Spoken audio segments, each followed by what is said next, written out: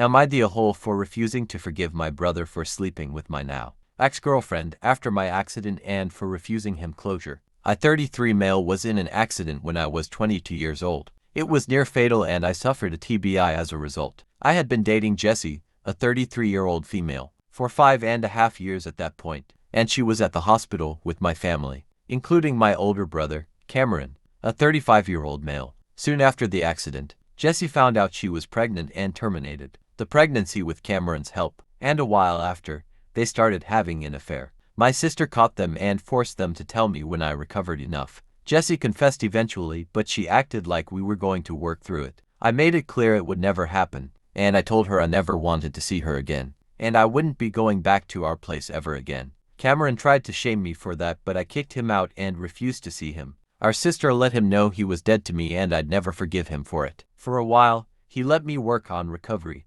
but he tried to make amends or whatever, but I rejected it. And then I found out that he and Jessie were together and expecting a baby. The whole thing made recovery so much worse, and my sister was honestly the best support and only person I fully trusted through it all. My parents wanted me to work things out with Cameron and Jessie. They wanted us to be a family, and I just couldn't deal with them trying to force me into that after the way I'd been treated.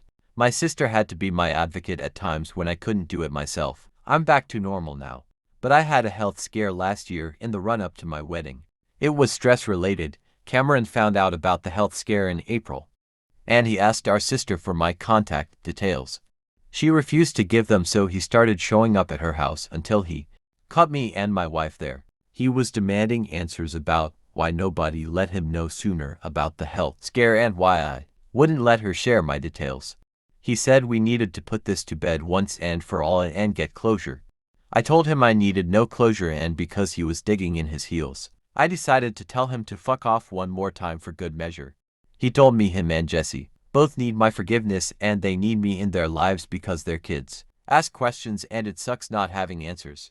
I told him I'll never forgive them, never let them back into my life, and fuck him for putting his kids' questions on anyone but him and Jessie. And I told him I'll never give him the comfort of closure. I said he should try being in my position 11 years ago, and then have the people who stomped all over you trying to demand forgiveness and closure. I told him to get over himself. My sister had to call the police to make him leave.